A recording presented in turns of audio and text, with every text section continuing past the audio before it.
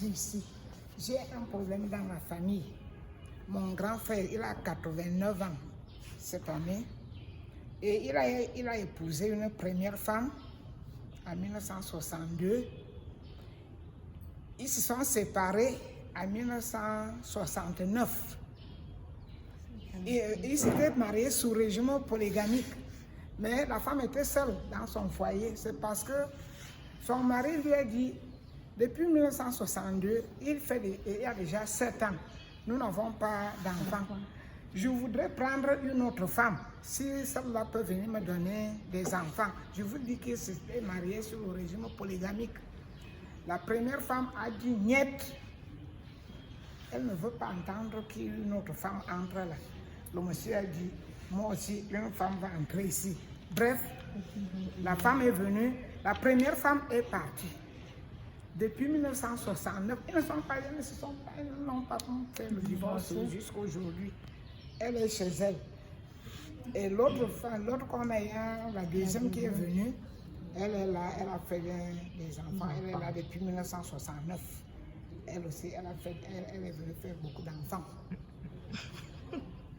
Maintenant, ma préoccupation, c'est parce que l'autre qui est chez elle, elle est là-bas, quand les choses se passent chez nous, elle ne vient pas. Mais si on se rencontre quelque part, elle me dit, Rachel, sache que quand Moïse va mourir, je veux venir prendre ma pension de réversion de veuve. Ne crois pas qu'elle a le bâton comme ça. Ne crois pas que je vais rater cela. Je veux poser la question que, comme ils se sont mariés, ils n'ont pas divorcé, et elle a déjà fait tant d'années dehors, si mon frère arrive à mourir et qu'elle revienne, ça va se passer comment? Non, maman, achète toi-même le pont. Ils sont divorcés.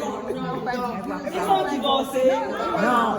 Ils sont divorcés. C'est seulement sa femme bien. Alors, tous ses droits. Même la liquidation de la communauté, jusqu'au jour où elle était partie, ce qu'il y a eu, elle aura sa part là-bas. Oui. Merci madame. Je voulais poser une question relative au test de paternité. Est-ce que une femme qui a des enfants et que son partenaire réunit ses enfants, est-ce qu'elle peut faire reconnaître les enfants par le père par le canal de test de paternité? Alors, très bien.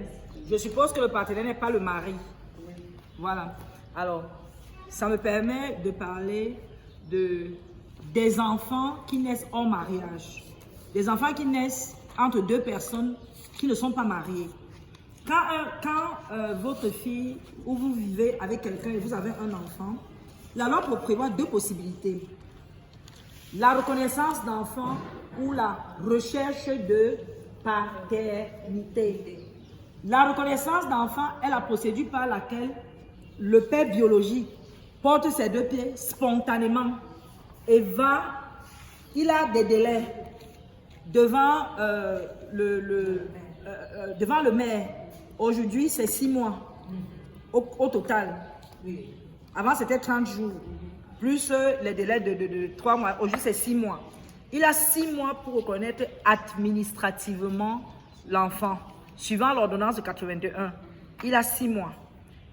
Passé ces 6 mois, il peut toujours reconnaître l'enfant spontanément, mais ce sera devant le tribunal. D'accord? Et là, la reconnaissance d'enfant a ceci de particulier qu'il n'y a pas tu peux reconnaître même ton enfant de 40 ans. Donc, il n'y a pas de prescription. On appelle ça techniquement la prescription. Parce que c'est une action d'État. C'est une action particulière. Oui. Donc, quand le père biologique se lève pour aller reconnaître l'enfant, on appelle ça la procédure en reconnaissance. Mais maintenant, il peut arriver que le père biologique soit bizarre et ne veuille pas reconnaître l'enfant. Maintenant, tu as donc ce qu'on appelle la procédure en recherche de paternité. Donc, tu peux saisir le tribunal en recherche de paternité pour que le tribunal déclare qu'il est... Oui. Alors, tu as 2 ans à partir du moment où il a cessé de s'occuper de l'enfant.